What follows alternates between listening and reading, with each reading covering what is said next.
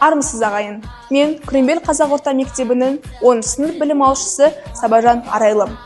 Жалпы адам дүниеге келетін кезде қандай отбасыда, қандай елде дүниеге келетінін таңдамайды. Бірі даңқы дараланған әйгілі әулете дүниеге келеді, ал бірі қарапайым отбасыдан бастау алады. Солардың бірі Жетісу облысы Кербұлақ ауданының тумасы Қоқысбеков Бақыт Жакетұлы. Қарапайымдылық адам болмысының ең асыл көрінісі. Сол қасиет Бейсен Абайұлы мен Бақыт Жакетұлының тұлғасында айқын сезіледі. Сондықтан мен де журналист болып таңдадым. Жас журналист ретінде Жетісу облысы Кербұлақ ауданындағы самбо мен дзюдо бойынша еліміздің еңбек сіңірген бапкері Бақыт Жакетұлымен сұхбаттасуды жөн көрдім. Ол 1954 жылы келіп, 1981 жылдан бері талай чемпиондарды тәрбиеледі.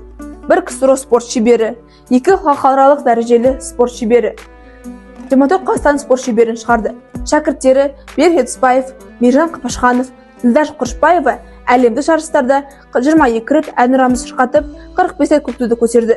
Барлық жетістігінің түп негізі оның сабырлы да қарапайым болмысы. Сәлеметсіз бе, құрметті Қоқысбеков Бақыт Жакетұлы? Рұқсат етсеңіз? Теңіз, төрлетіңіз. Енді сұхбатымызды бастаса, ең бірінші қояр сұрағым, сіз монсын десеңіз, сол істің мамаңыз болыңыз деп Әл-Фараби айтқандай, осы мамандықты қалай таңдадыңыз? Бала кезімнен негізі спортқа құмар болдым. Әсіресе самбо, күрес және бокске. Сондықтан енді адам болғанмен арманы болады.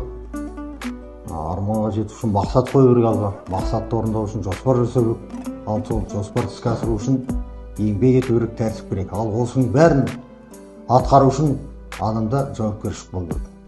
Спорт саласындағы алғашқы қадамыңыз.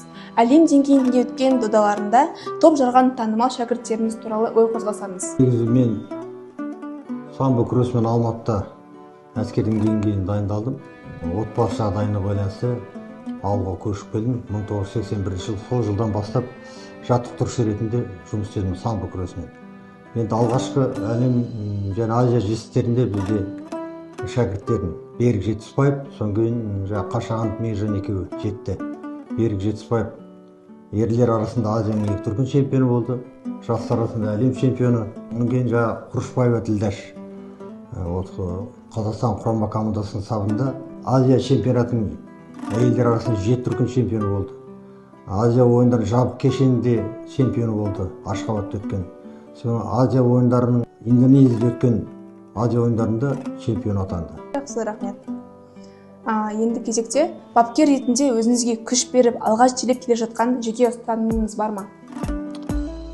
Жеке ұстанымым сол, енді алға мақсат қойған соған жету керек болды. Көп жылдан бері жұмыс істедік, жоспар жасадық. Сол жетістіктерінің жаман емес. Енді шәкірттер де жетістіктерге жетіп жатыр міне. 2018 жылы шәкіртім Азамат Балықовтың шәкірті Садоқас Бекарыс жасөспірімдер арасында Олимпиаданың чемпионы атанды. Қазақ журналистикасында аты алтын әріппен жазылған тұлғалар өте көп. Соның бірі менің жаныма өте жақын Бейсен Абайұлы.